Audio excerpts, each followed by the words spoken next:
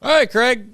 We head to the bottom of the ninth after what basically was about a 15-minute delay of thinking that we were possibly going to be live, but no, we had to wait that out. So,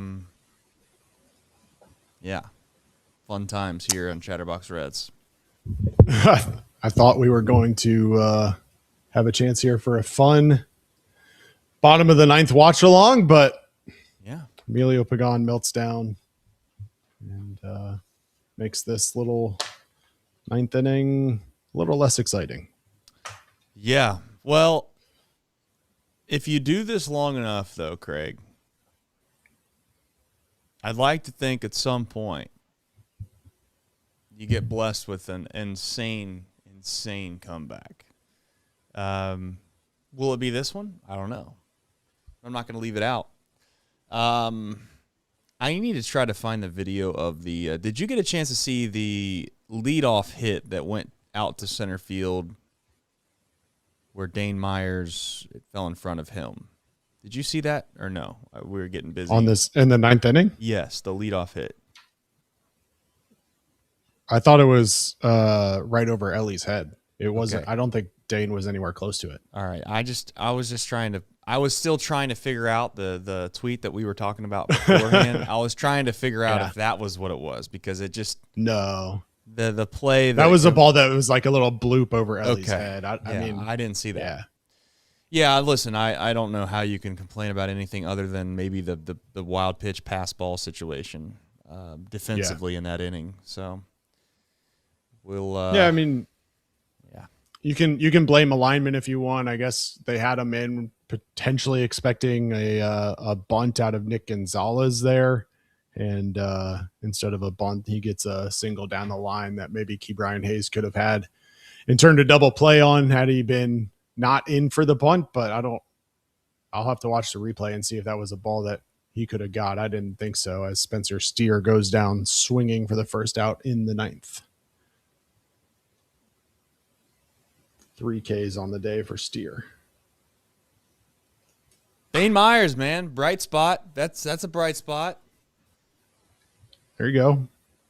Single out of Dane Myers in the 6th. Came in pinch hit for Will Benson. Also, second look at the Pirates. Did you see the throw? I mean, very good arm. It's nice to show that on a play that didn't matter too, because the guy wasn't running, but show it and make people know. Yeah. Let everybody in Cincinnati know you got that in the bag. I don't think this challenge is going to go Pittsburgh's way. That ball was down. It was actually inside. In. Okay.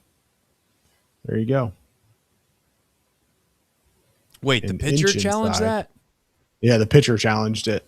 I love that. You got 2 challenges left at that point. You might as well, whatever. Why not? 5-run lead.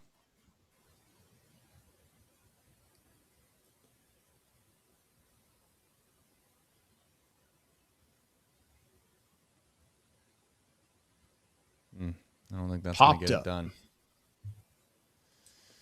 Well, 2 down. 2 away. 1 out to go here, chat. If you haven't already, hit the like button. That would be fantastic. We would very much appreciate it. Not a great day. Not a great day.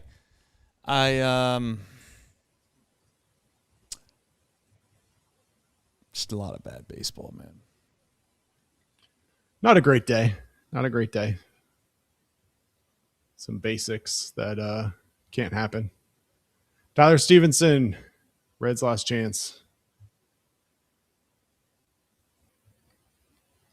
I'm just sitting here trying to make sure I actually updated everything like I was supposed to. Yeah, you're on it. I did. Trying. Challenge it. Why not? Why not? We'll save it for next game. It would have been a strike, by the way. I just want to see us use that other challenge that we've been saving, just because we can say we used it. I like that.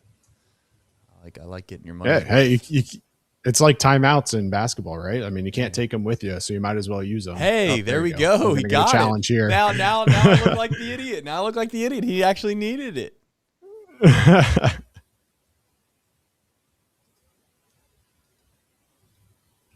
Stevenson's laughing. And he wins. I love that.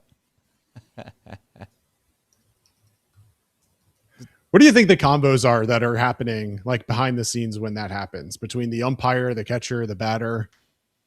I don't know. I'm sure there's some funny umpires that say that the system's wrong. That's what I would be doing. Yeah. I'd be like, that isn't right.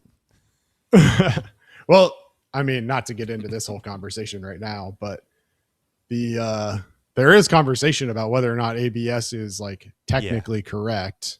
Right. Yeah, I have a hard time believing it's perfect because humans made it, and let's face the facts that nothing is perfect that humans make. So, you know, they're good system.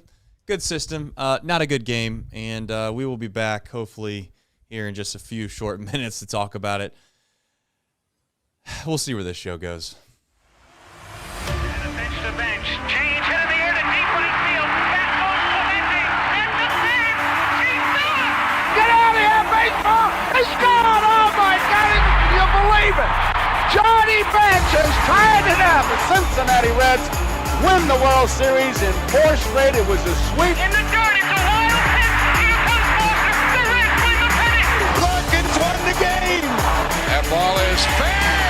Cincinnati's ahead. 2 games to none. Welcome, Joe Randa to Cincinnati. Adam Dunn has done it again.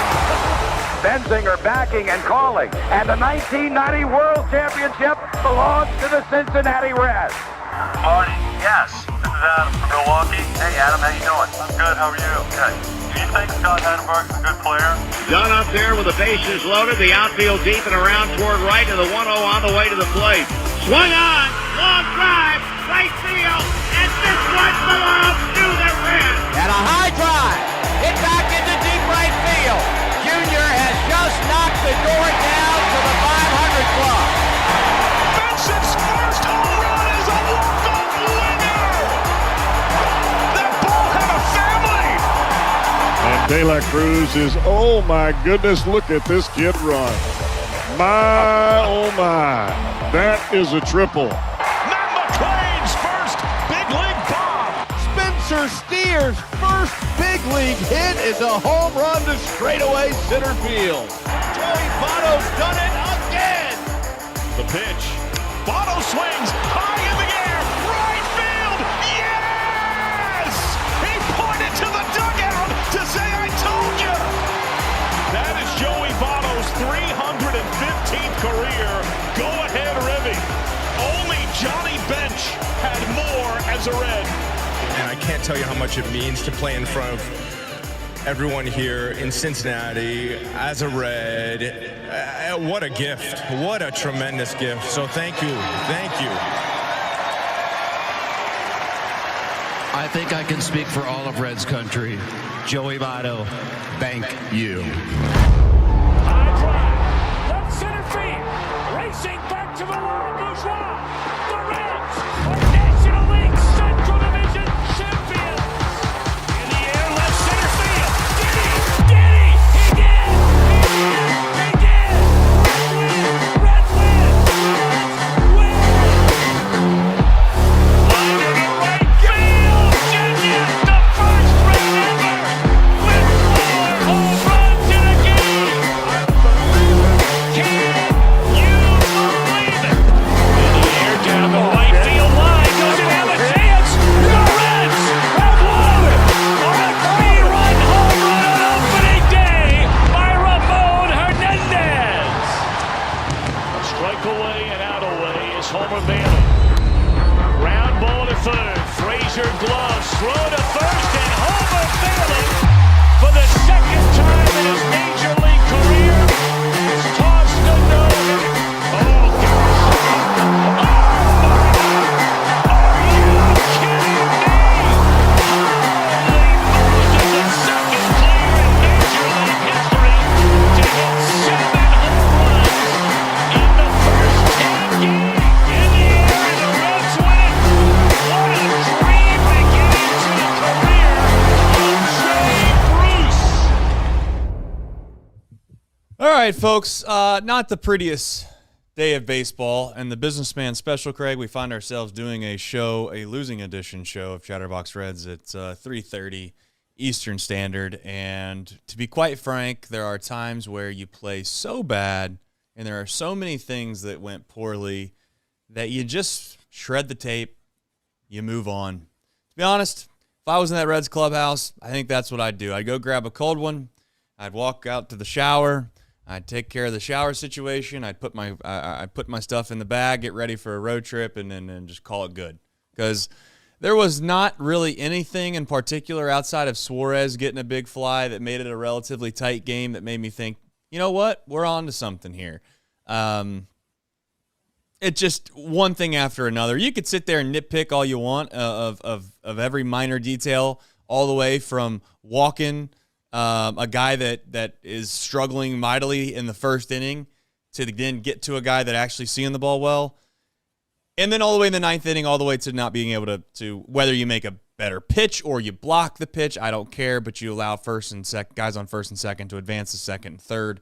Clearly, eventually it wouldn't have mattered because, you know, I am waiting for them to start handing out ice packs in the moon deck here soon for all the poor fans that have to throw the balls back time and time and time again. It feels like we ought to start keeping a pitch count for the people that have to sit out there as much as we do for our relievers, because that's another pretty big area of concern, something that I've said before the season even started. That is, I am praying for luck back there, my friend, because I don't know if that's ever going to turn out to be the way that we'd like it to be, because we just don't have enough what I would call quality arms on the back end to make this thing make sense. So anyways, that's kind of my overarching thought. Your, I guess, quick synopsis here before we get into the box score recap.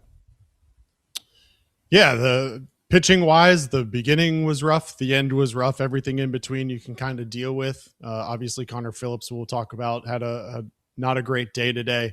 But offensively, this team just hasn't been very good so far this year. They've done enough to sit at 500, but you look at the MLB standings, and they are at the bottom of the barrel in almost every offensive category in terms of OPS, batting average, hits, all of the above. And you take away Sal Stewart from this lineup, who at this point is hitting right around 500, and you're left with very little who have been successful in a sustained basis. Obviously, you get the home run today from Suarez after last night's home run, but again, those are two home runs that happened in come from behind baseball, where just offensively you hadn't been able to get anything going. And so this team's going to have to figure it out offensively. They're going to have to figure out the back end of the bullpen. There's a lot of question marks, and for a team that had high expectations coming into the year to be sitting at 500 right now, I think there's some people out there that would take that, but I think how we got to 500 maybe is the surprising part. You go out, you take the series from the Boston Red Sox, and then you turn around and lose the series to the Pirates. Yeah, to be fair, though, I don't think the pitching matchups lined up all that well for the Reds when it came to this Pirates series. I'd also say I think the Pirates are a much better team than the average person probably will give them credit for right now. We'll see ultimately. I don't want to make any proclamations about the Pirates. I've done it far too many times, and they've let me down. When I say let me down, you get what I mean. They obviously didn't show up to be as good of a team as I thought they were. But just quickly, you got 350. Let's run through this. 350, 209, 220, 243. Those are four everyday players that I would consider everyday players for the Cincinnati Reds, and that's their OPS. That's not their batting average. That's not their on base percentage. That's their on base plus slugging for those that are keeping track. That's just terrible. It's really bad. Now it's 6 games, so you can't sit here and with a straight face make too much about it. To do about it, I should say. But it's just, I'll take 3-3 because I think they're very fortunate to be 3-3. And I think ultimately this offense will get going. There's certain players, even though that I don't think I'm as high on as other people, they're better than what they've been so far. I mean, Spencer Steer's a better player than he's showcased so far. TJ Friedl, I think, is a better player than he's showcased so far. Tyler Stevenson is a much better player than he's showcased so far. Brian Hayes is to be determined. I do understand that he comes in with a lot of the issues that maybe many already forecasted on him with, and he's showcased them so far. But again, 6 games. I'm not overly upset about the start. I can't say that I am, Craig. They found a way to be competitive in a few games, and the back end of their bullpen is complete trash, and I've said that from the start, and I'll continue to say it straight into the camera until the cows come home. This back end of the bullpen is not good, and it's going to require us to get lucky and maybe have a guy like Maxwell or maybe even Franco or somebody to rise to the occasion and be better than I think that any of us expected for us not to be absolutely pissed off more times than not on the back end of this situation. You have guys that don't have stuff that can get guys out. In my opinion, that right now is Pagan. The stuff's just not good enough.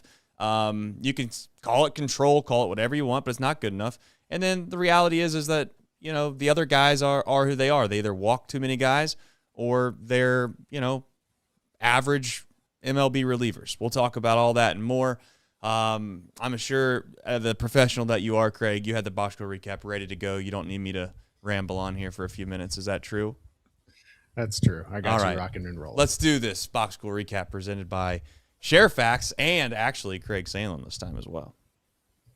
There we go. All right, Andrew Abbott and Paul Skenes facing off in Game 3 of a 3-game set at Great American Ballpark. Abbott retired the first 2 batters of the game, but then allowed the next 5 Pirates to reach, highlighted by a 3-run home run from Oneil Cruz. Pirates led 3-0 early. Reds got their first hit off of Paul Skenes in the bottom of the 4th when Ellie led off with a single. He then scored on a double from designated hitter Nathaniel Lowe. First Reds run off Skenes in 31 innings, Trace. Reds down 3-1 at that time. Abbott settled in and faced the minimum over the next 3 2/3 innings, but a single and a walk ended his day in the 6th.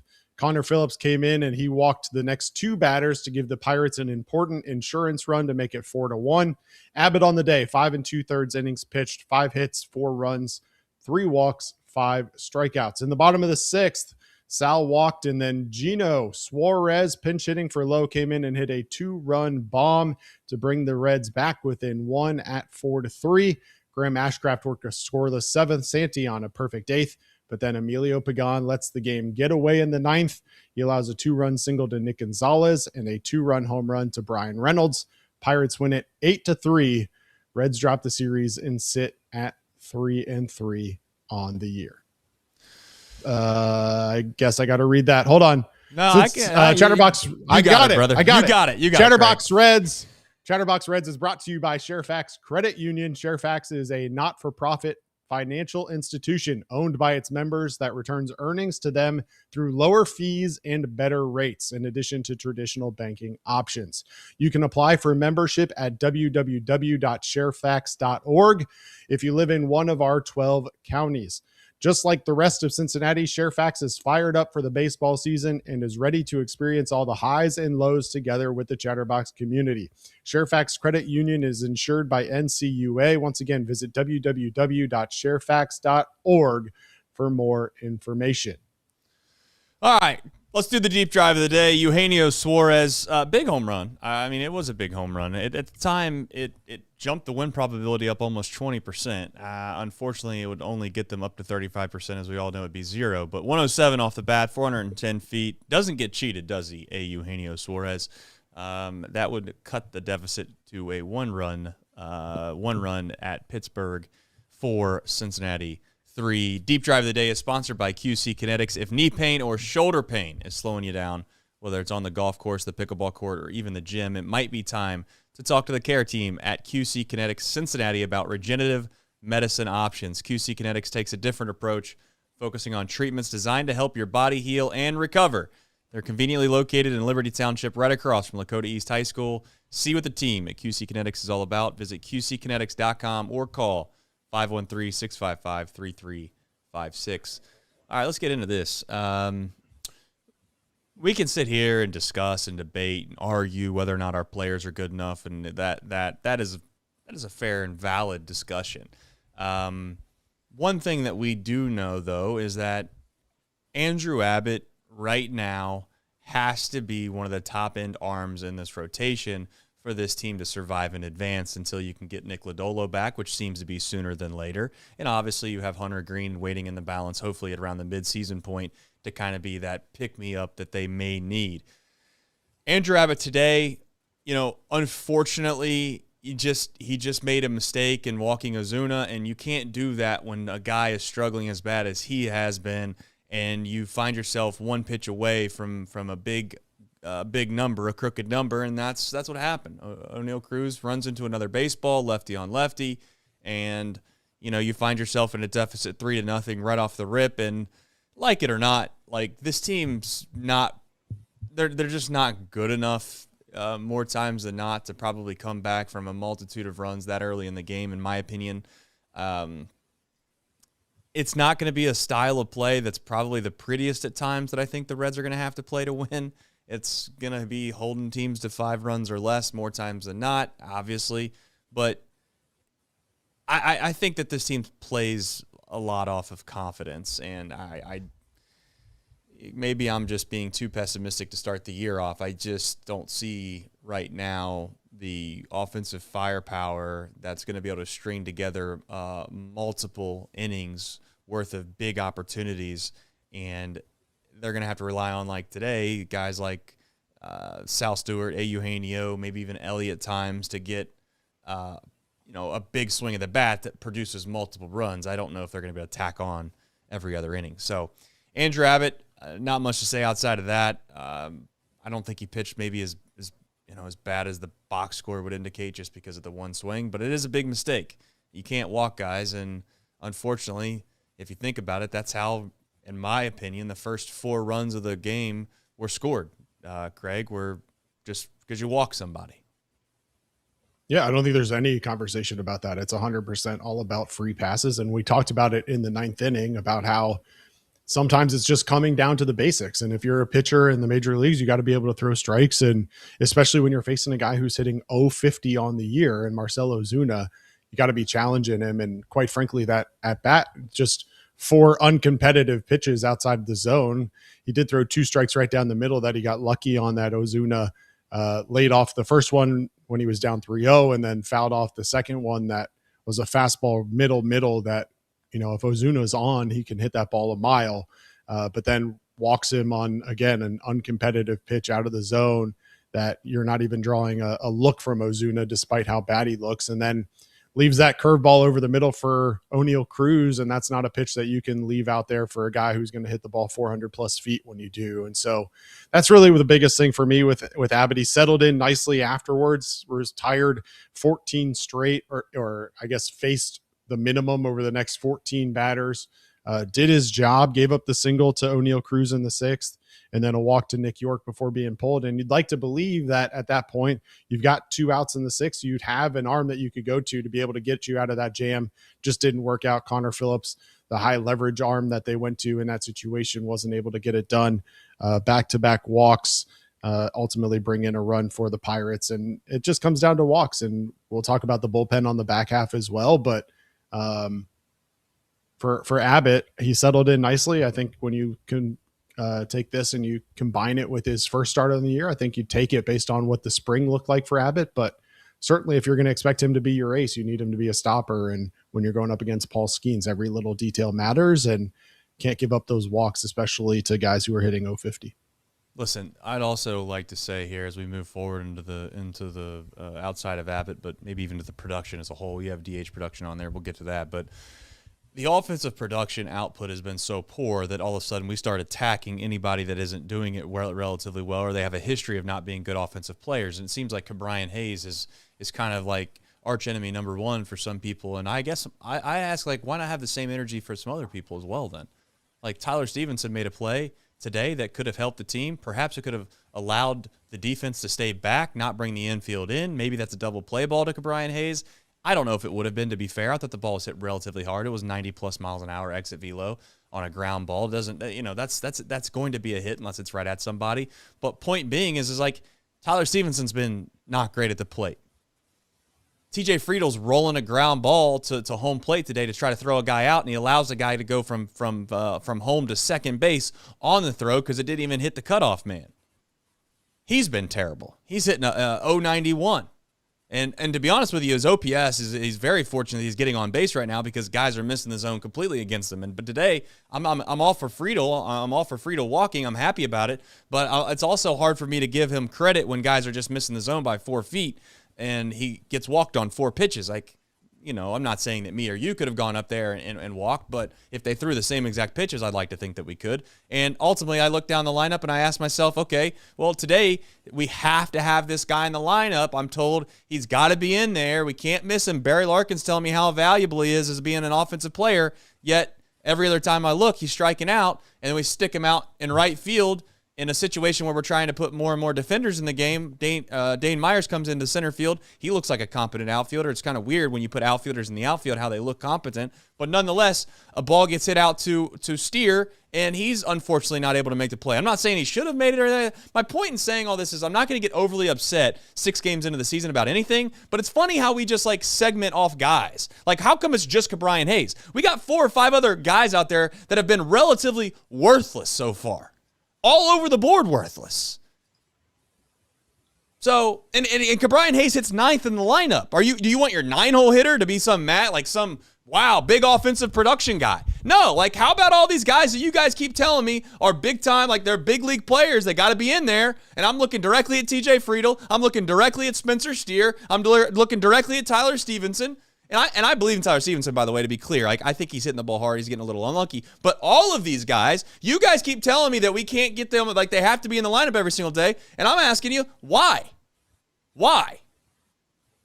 We're sticking them in positions that they're not even capable of playing at a relatively high level. So, and I get it. Third base is a position you could stick a Eugenio there. Maybe you stick Sal Stewart there. And that's the answer. And that's the reason why you want to say that. But I just, and again, to be very clear, anyone listening to this podcast or anyone watching the show right now, and you know how I can be at times with this team and overreact and do all those things. But I think when I overreact, I do it in a manner in which I think is comes from realism.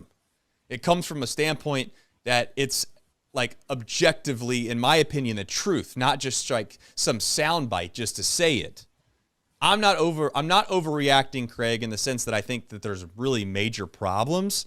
I guess I'm just frustrated at what I read and see at times that we want to pick on certain guys because we think that they're not good offensive players and they shouldn't be out there because we need help offensively. But all the guys that I think are the problem, no one bats an eye out, and they're not making defensive plays either. So.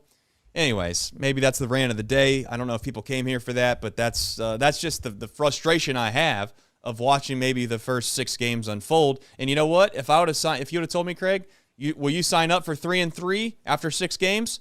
I think I'm signing on that line. I really am. Based off the matchups and based off where the Reds are at from a starting pitching perspective, yes, I would have signed up for that. Yeah, I don't think 3-3 is that far out of the question. I think when you talk about Ke'Bryan Hayes and catching heat versus some of the other guys that aren't catching heat right now, I think you have to look at it in the bigger picture, right? We're 6 games into a season. And so look at any random 6-game stretch over the course of 162 games. Guys are going to slump. Guys are going to go through problems. The difference is Ke'Bryan Hayes has been this way his entire career. He can't hit the baseball. He never has been able to. And so we give him heat when he's clearly a defensive specialist. That's who he is. That's what he's supposed to be. The rest of these guys are expected to be able to contribute offensively. You can't have TJ Friedel at the top of your lineup hitting 091 on the year with an OPS of 350. You can't have Matt McLain, who again, in spring, hit the cover off the ball, hitting 190 at this point. Ellie De La Cruz, 208. Spencer Steer, 059, a guy who a lot of people were high on coming into this year in his ultra versatile role in terms of what he was going to bring to this team and fill in on a day-to-day basis. You can't have that. Tyler Stevenson in a contract year hitting 077. Those are things that, at least in my eyes, you would hope that over the course of 162 are going to even out. Ke'Bryan Hayes is hitting 067. He's not going to finish the year at 067. But if you told me that he finishes the year hitting 200, nobody's going to doubt that at all. Versus some of these other guys, you fully expect them to bounce back. That's the difference in my eyes, is that Ke'Bryan Hayes is catching a lot of heat because this is who he is, and yet we continue to run him out there. These other guys are going to have to work through these slumps, I guess, if you want to call them that, after this spring. They're back in kind of colder weather. They go through Milwaukee to come back to Cincinnati after spring. They're getting their kind of day-to-day reps back under their feet at this point. So you might expect them to slump a little bit, but yeah, at some point they got to come back to the average, and water rises to the level, or whatever the hell that saying is. But that's the thing. Ke'Bryan Hayes. Yeah. Ke'Bryan Hayes finding his level is very different than what we hope Matt McLain finding his level will be. I hope that's the case. We shall find out. At the end of the day, though, I don't want to go off the rails here on the 6th game of the year, because at the end of it all, I really would have signed up to be in the position that we're in. But I just do think that it's the right word to use. I don't want to come off sounding like a Ke'Bryan Hayes stan, because I didn't understand the deal when they made it. It didn't make sense to me then. It doesn't make sense to me now. But he's on the team. I guess what I'm getting at is that whatever energy we have for Ke'Bryan Hayes, I wonder why we don't have it for the rest of the guys that I also would say have not done a whole hell of a lot at the major league level. Yeah, they've had maybe 3 or 4 months in the big leagues at a very high level. But outside of that, they've been average players. I'm going to let it play out and watch and relax and let this thing marinate for we'll call it April. But I have a strong suspicion that we'll get into some conversations in the back half of the show that at this point, all I'm asking is this for this Reds front office and this Reds staff as a whole. I want us to be very active and maybe even overreactive to being able to give guys opportunities to play. And I want us to give whoever performs more and more reps despite what our preconceived notions of them were. If Dane Myers is the center fielder tomorrow and he continues to play the way he's been playing, well, guess what? I want him to play starting center field for the next week and then the following week. And until he shows me that he's not the clear favorite and by far the best defensive center fielder we have, and isn't relatively competent offensively, then I want to see it. But I'm just forecasting that's not going to happen. I'm just suspecting that we're going to see what we're going to see, because we've come to the conclusion that we've already casted the fact that some of these guys that are going to get these opportunities are everyday major league players, and you just can't go without them. Case in point, last thing I'm going to say, the case in point is this. Barry Larkin today, and listen, Barry Larkin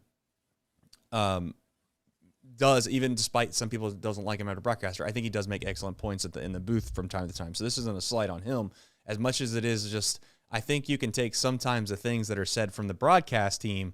I think it's almost like it gets rubbed off from the whole entire organization because they're around it all the time. So they hear this rally cry or whatever term you want to use.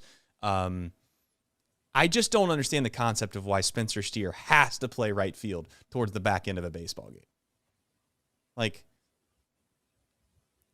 Maybe I'm crazy, but why does he have to stay in the game when there's certainly an opportunity to add more competent outfielders? And we'll see if they ultimately do that or not. They have a guy in AAA right now that's doing relatively well. It's on the back half of the rundown. But let's get into the DH production, something that obviously was a positive, bright spot today. I had to find something, Trace. I couldn't go all negative. I'm glad today. you did. But Lowe looked like he was Lowe showcased why he's been in the big leagues for a very long time. And then obviously you have Eugenio who comes in and does what he does. But it was nice to see production out of the DH spot. Yeah, back-to-back days now. Gino goes yard, and then obviously Nathaniel Lowe showed why you had him in the lineup against right-handed pitching. I mean, that double was a big one early on, and after an outing where you kind of were worried that, hey, Skenes might go pretty deep into this one and really shut you guys down, Lowe at least kind of gave you a little bit of hope, and that was really good. And so, not a whole lot to be said if we're being brutally honest here. At some point you got to give a shout out to the people that are doing what they're supposed to be doing. If you're going to spend all this time talking about people that aren't doing what they're doing. Now I'm going to give a quick shout out to our guy, Bryce Spalding. We just had all this conversation about negativity and about how offensively every metric that most people look at is bottom of the league. Well, this is from yesterday. If you want some positivity, a lot of people don't. A lot of people like the negativity, but I'll give you some positive stuff in case you want it. the Reds coming into today, average exit velocity at the plate, first in the major leagues, 92.5, second in chase rate at just 25%. They were fourth in the league at Z contact, fourth in the league at barrel percentage, fifth in the league at X WOBA, first in the league at X WOBAcon, and a bunch of other random numbers and letters that I don't always know what they mean. But they also have the biggest differential between WOBA and X WOBA in the MLB. And for people that are analytical, you probably get excited about those things. For me, I look at results, and the results that I'm seeing right now aren't great. I'll give a shout out to Gino for back-to-back home runs.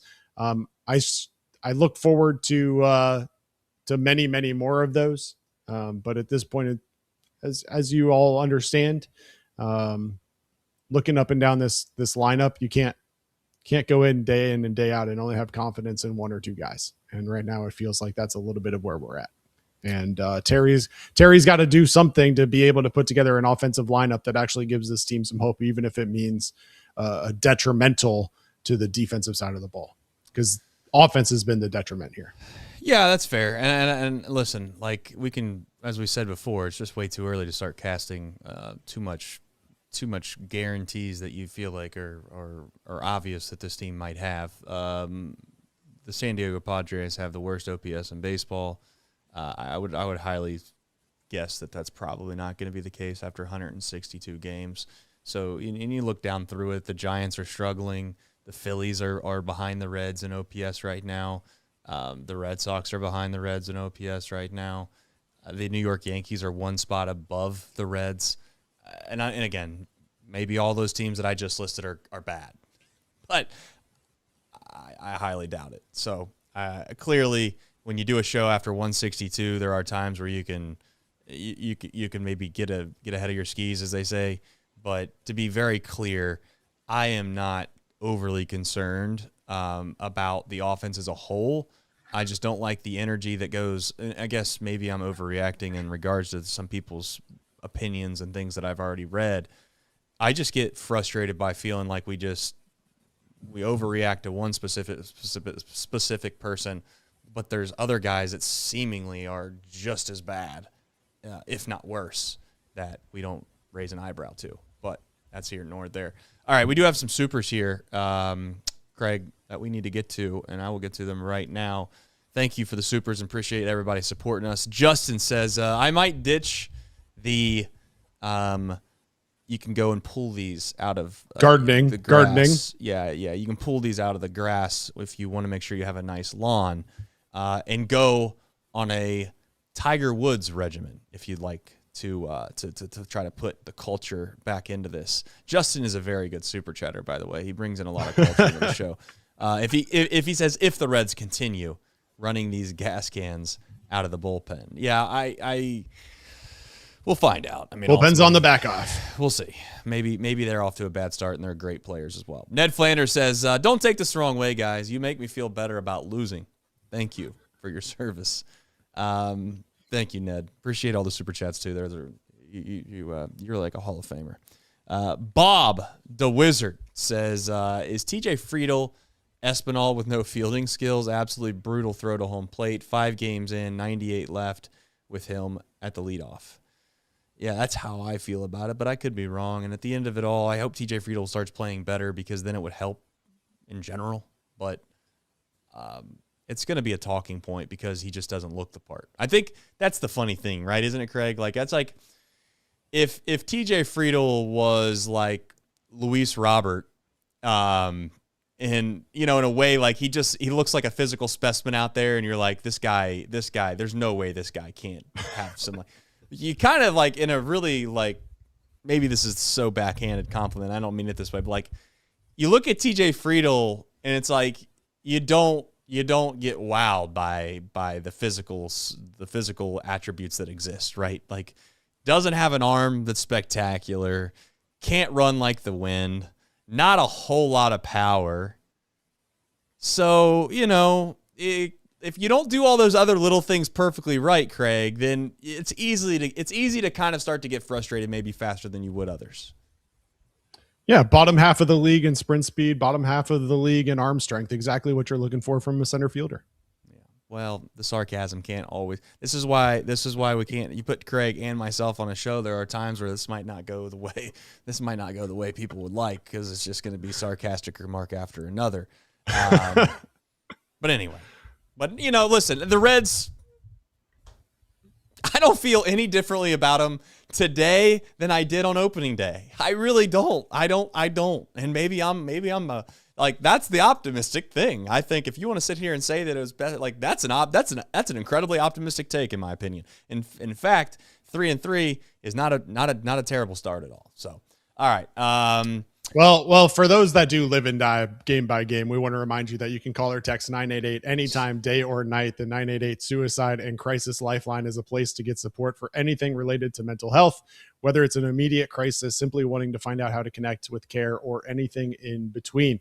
It's a 100% confidential, secure, and anonymous way to reach out for help when you don't know where else to turn. To connect, call or text 988 or visit mantherapy.org to get help. It's okay not to be okay. It is okay to not be okay, and we'll get into the back half right now. Craig, the biggest area of concern on this team that I've had from the very get-go is the bullpen. They showed today why it's probably going to be a roller coaster season back there, because I don't think there's that many guys that are going to be really consistently great. No matter who you look at, if it's Ashcraft right now, he's going good. But he's had times where obviously he's struggled. But I believe in Graham Ashcraft, as I said before. Emilio Pagan's a guy that I just never understood the contract, and maybe people are going to say that, it's easy to say that now. I've been saying that from the moment that I've seen it, and I don't mean that he's not worth. I don't mean that he's not worth it in the sense that maybe the market, major league market, everybody, all 30 teams that you look at it, like, I'm not saying someone else wouldn't have given the same deal. I just wonder the amount of resources that we put towards one spot, if it felt like that was the best dollars spent for what we were getting. Struggled towards the back end of last year, Craig, and didn't have really, in my opinion, like, it just felt like the Reds viewed him as like a 26-year-old player, and he's not that, I guess, is the way I view it. And at some point, these guys are going to turn the corner. They are going to go downhill, and I'm not trying to forecast that on Pagan here after 6 games, but it certainly seemingly feels that way. And are you concerned with Pagan at all? Well, yeah, I think you had to be concerned with Pagan from day one. I don't think he has ever shown consistency enough really to feel good about sending him out day in and day out. And before the season started, we did like a little hot takes episode or whatever. And my hot take was that I thought Connor Phillips would end up with significant save opportunities this year. And I think that's both a testament to Connor Phillips, who didn't have his best day today, but also just a state of the current Reds bullpen where this is just going to have to turn into a closer by committee, and whoever's got the hot hand at the moment, that's who you're going to have to ride. There may be times where Santillan is hot and you want to go with him. There may be times that Pagan finds it and you want to roll with him. There may be times where Phillips does it. Graham Ashcraft may get save opportunities in Texas based on how he's looked early on this year. It just, nobody on this bullpen is consistent enough right now, it feels, to be confident to turn to them consistently in high leverage moments, right? You go to Connor Phillips today with 2 men on, he comes in, walks 2 guys, and next thing you know, you've got a run in. Emilio Pagan obviously meltdown today. It's just, at some point you got to figure out who's going to step up. But for me, I think it's just going to have to be riding the hot hand throughout the entire season. And that may mean that Pagan and his $10 million contract isn't your leader in save opportunities at the end of the year, and that's just going to have to be okay. You had a guy in Nick Martinez in the bullpen last year for a majority of the year that you were paying $20+ million. So if Pagan making $10 million isn't your everyday closer, I think you have to be willing to bite that bullet. Well, I would think that they're going to bite the bullet, considering that they let go of Candelario and then they signed Brian Hayes, and neither one of them might be starting third baseman for the Reds by the All-Star break, theoretically, based off the way that some fans would like to see it. So, the efficiency that perhaps we have spent money in the front office has not been the world's greatest over the last couple of years. However, if you want to take a positive out of the bullpen today from maybe a negative situation, was I thought Phillips could have folded. I really did. I thought, oh, here we go. This is it. You come into a one-run game, and you just can't walk guys, and he obviously walked 2, but he did get out of the inning. There was a spot where I felt like there for a minute, Craig, he got that ground ball out in the inning, and I could have been, like, more times than not, I would have been frustrated because I was just like, that can't happen. But honestly, knowing the history and knowing where that could have gone, I kind of was like, you know what? I'll take it. I'll take it. Like that was a secession I was willing to provide, and not to let him off clean. But he's somebody that we have to have. Like, we have to have Connor Phillips right now to throw the ball relatively well.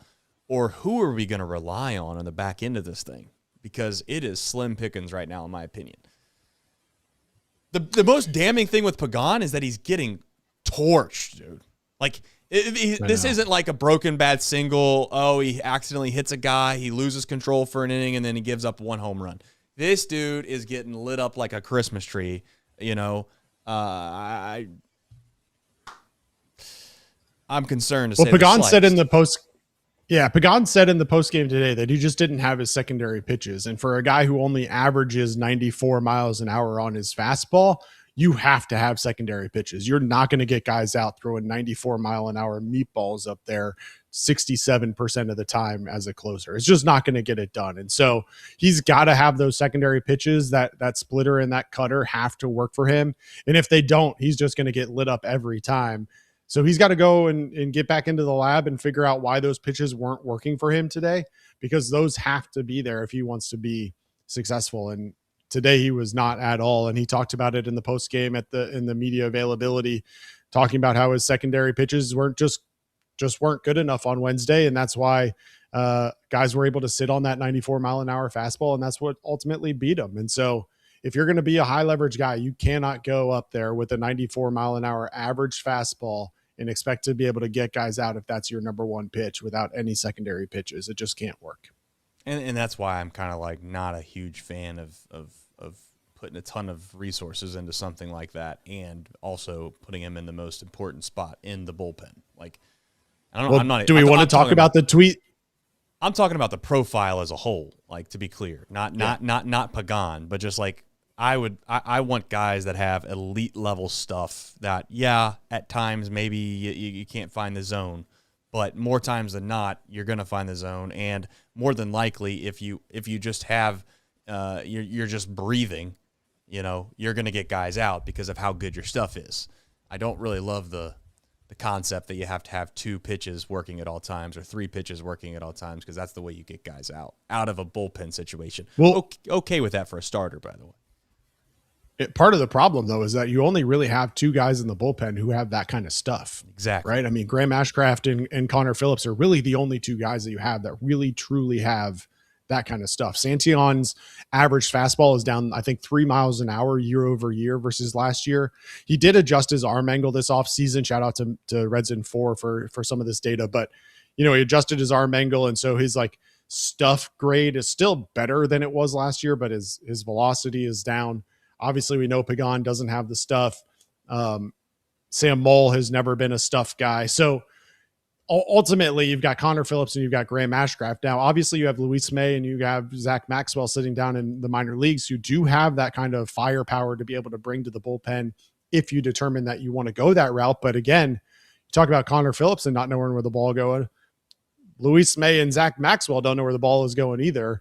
And those are the type of things that can derail a game. And so you had to find that balance. And I don't know what the right answer is. If it's a matter of, hey, we're just going to throw somebody out there and hope that a 99 mile an hour fastball gets you out, regardless of whether or not we know where it's going.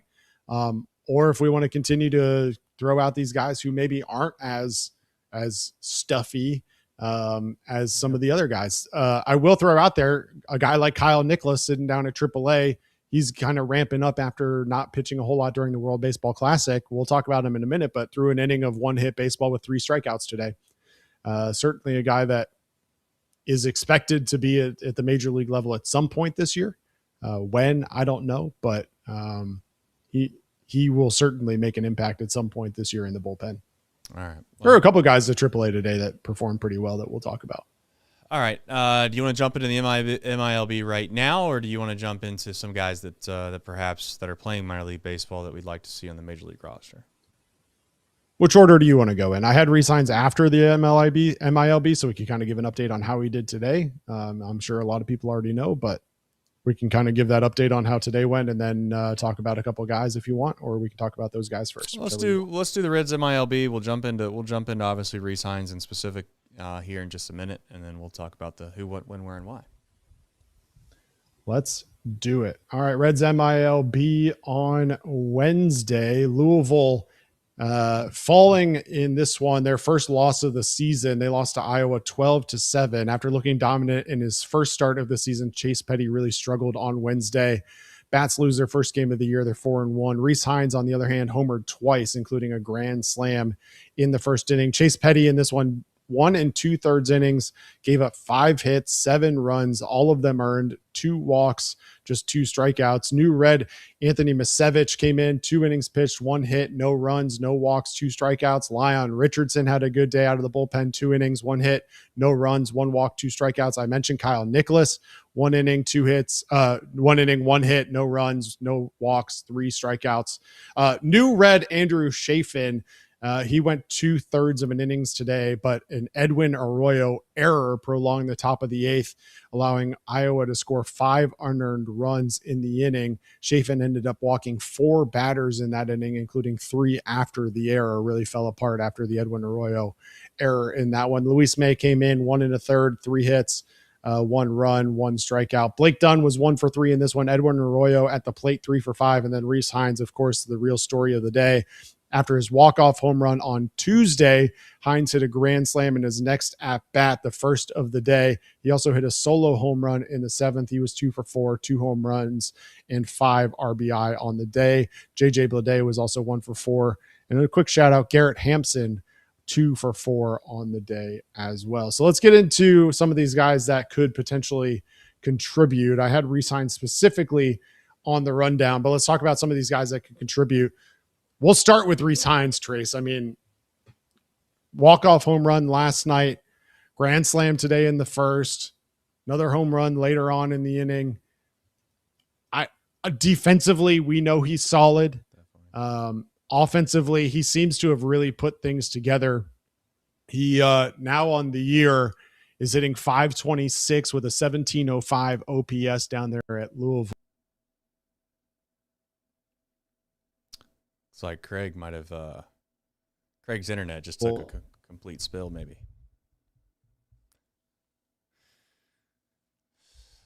What he was trying to say was, we'll see if Craig can jump back in here in a minute. I'm just going to leave him freeze framed on there because why not? I do think, I will say here, as we get going towards the back end of the Chatterbox Reds, I do wonder. There he is. There's our man. Let me wrap up a point and I'll let you jump back in here, Craig. I think maybe the microphone. Maybe. I don't know. No one's complained about it quite yet, although they don't complain a whole lot about the microphone. So maybe we have conquered that beast. But I'll just say this about Rhys Hines. I think it's pretty straightforward. You got to take a gamble at some point, in my opinion, on this whole entire collection of outfielders that you have, and you got to stick with somebody and go for the gold. As I've said many times, the Reds, in order to win, and this is where like people are going to smirk or laugh or fall out of their chair. Well, like for the Reds to win the World Series, they have to hit the lottery like 2 or 3 times on guys that are not making a whole lot of money. Like that's the recipe, and it just seems like I don't think we've forgotten that as a front office, but it does seem like we are very risk adverse at times in this organization as it currently stands. We don't make any bold moves at the deadline by being when we feel like we either are borderline out of it. We don't, and I'll say it not in the sense that I'm saying that I don't know what was coming back on the opposite end of the deal, but You don't move Alexis Diaz for a few years after he was one of the better closers in baseball. You haven't moved Nick Lodolo when, quite honestly, last year was his first year that he was relatively healthy for the entirety of the season. And I get people are going to scream and yell and say, well, you need Nick Lodolo in order to be able to win the World Series. Okay, well, point being is that, like, at some point you have to take a chance on guys that you know something more about than everybody else. And you gotta almost like take advantage of other teams' aggression / like overzealous attitude, in my opinion, when they feel like they have a chance to do something special. And that how do I get here when I'm talking about re-signs? What I'm trying to get at is that at some point, you know, maybe you could have traded Nick Lodolo last year at the deadline and gotten back a haul because the Padres really wanted somebody to basically be able to face the likes of Shohei Ohtani in that Dodgers lineup that he has done relatively well against. You have to at some point take a chance and go for it, and you might be completely wrong and look like an idiot. But you got to do something with re-signs. You got to do something with him. He either comes up to the big leagues and he gets a real legitimate chance and plays for, call it, a month straight, or you have to move him. And maybe people think I'm crazy for saying that, but that's kind of where I am with re-signs. He's done everything he needs to do at AAA. He's already proven that he belongs there. It's either now you put up or shut up in the big leagues, or you move him. And I don't know what you can get back for a guy like re-signs right now, and if it's not enough, well, then you find maybe what you can get back for some other guys that are kind of what I would call the starting outfitters that we currently have, and you ask yourself, do you think that there's a chance that you might just get lucky and re-signs will outperform them and you get something in return for the guy that you move? It's 6 games in. I get it. But at the same time, Craig, he had an unbelievable spring, perhaps the best player in spring, and Matt McClain probably takes that role. But ultimately, if he's not the best, he's second best. And there are times where you ask yourself, this guy looks like he can be an all-star player. Yes, I know he has holes, and there's a reason why he's a AAA. But I just wonder if that time has come to be now that you have to make a decision with re-signs. Yeah, it's tough. I mean, obviously you gave re-signs a chance in the past, and he struggled at the major league level, but he's made a lot of changes, and we've heard a lot about his adjustment at the plate and how his chase rate is significantly down and his walk rate is significantly up. And he's obviously able to hit the ball a mile when he does connect with it. There's no doubt about that. That's been the case forever. And defensively, he's solid as well. I think I've been on the Noelvi Marte train for a while now, and I think the Reds are too. And that's going to be one of the challenges here, is whether it's through a trade or something else. I just don't know that I see the Reds yet moving Marte back down to AAA in order to make room for Hines. And I don't think at this point in the season we're going to be looking at a trade. And so for everybody who's clamoring for re-signs to be back at the major league level, I know what you would want it to happen in order to get there. But my question to you is, realistically, knowing what you know about the Reds, how does that happen? And barring an injury at this point, I think Hines is likely to be at AAA for a little bit longer. Hope that he can sustain this kind of success. Obviously, he's not going to do what he's doing currently. I mean, he's got an OPS of 1705 down there with 3 home runs and 12 RBIs and hitting the cover off the ball. But I just don't know that the Reds are going to make a move at this point to be able to make room for him on the major league roster. I now you come back to me in June and I might have a different answer. Well, I think it goes back to, like, why not try to play the guys that are seeing the ball unbelievably well while they're seeing it well? And yes, I get that there's a chance that it could have been spring training, and I get that it's minor league pitching. But these guys do have options, and I'd like to at least give it a shot. And what would I do? I would let Marte go down to AAA for a week or two and see what that looks like. Because you know what I do know that I'm getting out of re-signs that is a significant upgrade is defense. I do know that I'm getting that. Like, that travels. I don't care what happens. He might not be able to hit all the way that he has been hitting in spring training in AAA for the Reds, but I do know that in the 7th inning of a baseball game, we're not going to stick an infielder in right field and then have a ball fly right over his head that could have made a big impact in the game. And ultimately, we ask ourselves why we keep doing these things for guys that also aren't hitting the cover off the baseball. That's where I'm at. And maybe I'm overreacting 6 games in, but I'm tired. Here's where I'm at. I am sick and tired of putting players in positions that they're not very good at defensively, and they also have not really been that unbelievable offensive players. Period. You can figure out who the hell I'm talking about if you'd like. It's not hard to figure out. But I'm so sick and tired of doing that because we're not good enough defensively in the past already, and we still, in my opinion, aren't in a position that we can just haphazardly stick people wherever the hell we want to. And for whatever reason, we've done that. And Rhys Hines, like I said before, defensively, I trust him to make plays in the outfield. And he doesn't have a noodle for an arm either, which is a nice thing to have. Yeah, defensively, he's going to definitely bring it. I don't think you have to worry about that at all. It's just a question about offensive. But we have a manager, Trace, who doesn't even know that Noelvi Marte has reverse splits and continues to sit him against right-handed pitching and put him out there against left-handed pitching. Like, you talk about putting guys in position to succeed. We don't do that today. So I bring Rhys Hines up. What's good? Is anything going to change? They're 3-3. Rhys Hines is playing really, really well. It takes me back to when, of all people that people might laugh about, but you remember when the Reds offense was just absolutely abysmal? We had quadruple A player after quadruple A player in 2023 playing for the Reds, and they finally decided to bring up Matt McLain. And then all of a sudden, he started playing really, really well. And then they brought up Ellie, and he started playing really, really well. And then they missed the playoffs by like a game or two. And ultimately, you look back and they waited 2 months to bring all these guys up because why?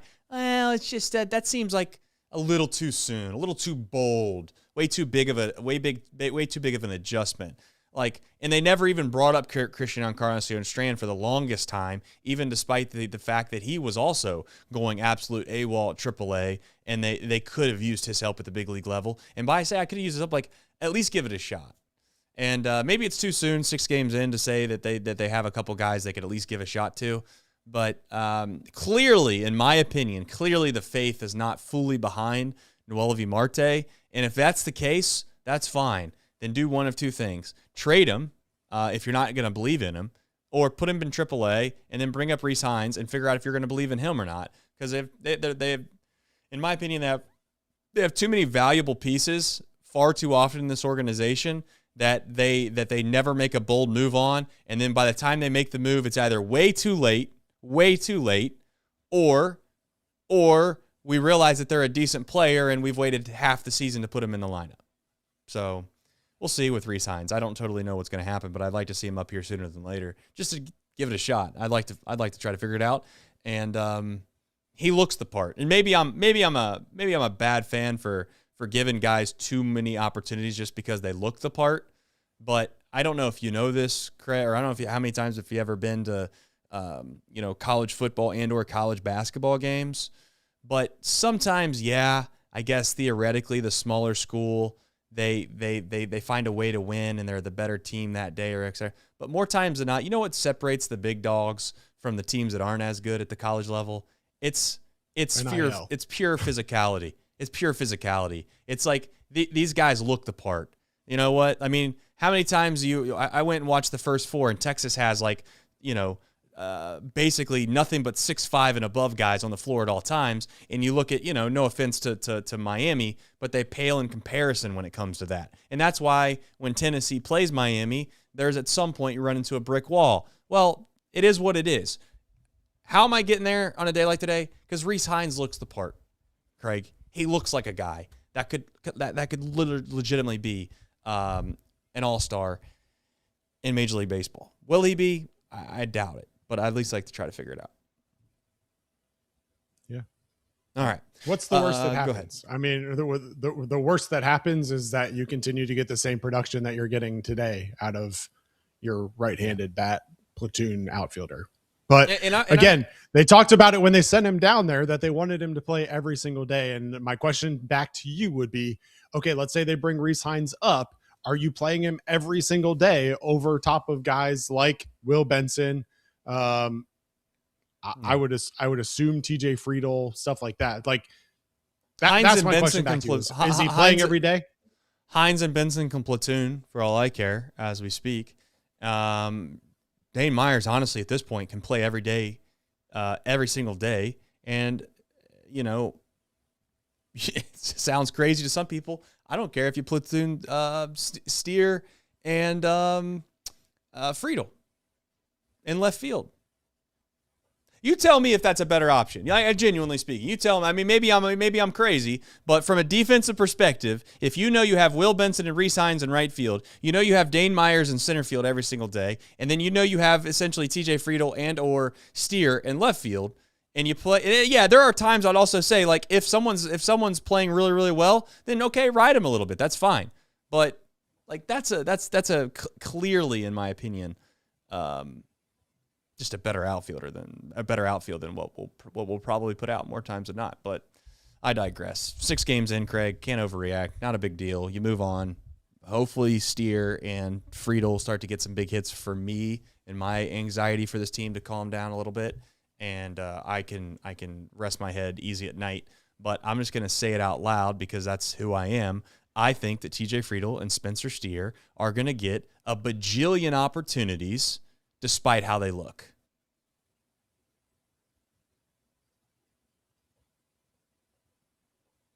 Yeah, like they'll play till the All-Star break until there's a problem, even if they play poorly. Doesn't matter.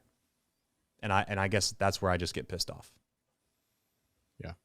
All right. Yeah. They play more baseball, thankfully, not just a 6-game season. Because if it was a 6-game season, the season would be over. But we do have some who, what, when, where, and why, Craig. Got a day off. A much-needed day off, though, to be honest. For everybody, maybe. For everybody, indeed.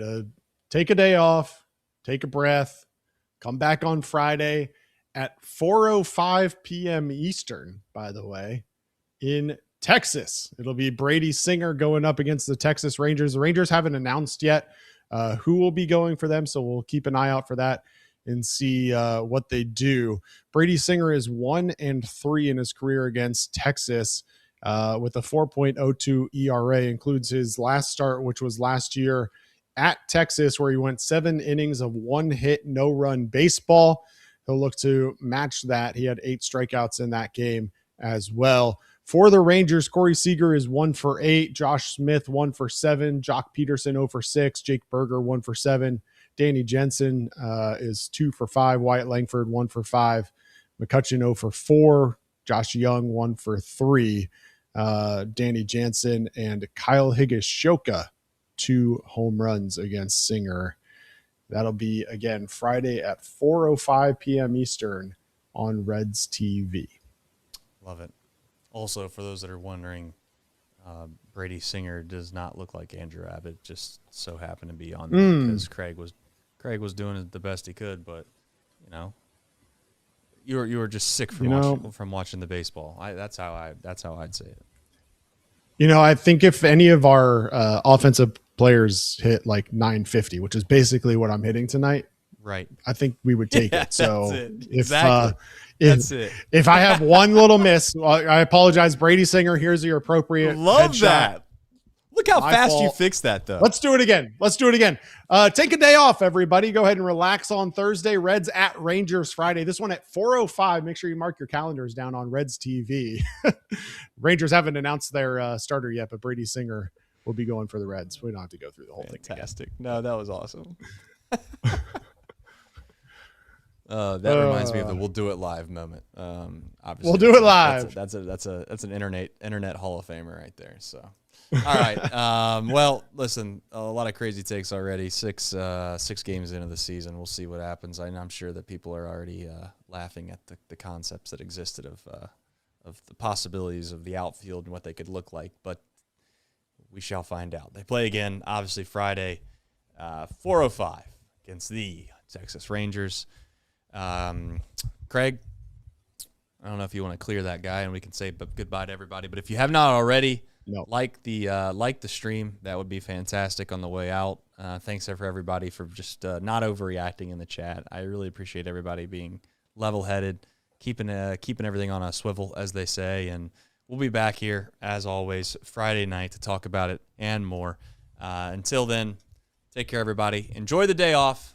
We will try, and we'll see you all then. Go Reds.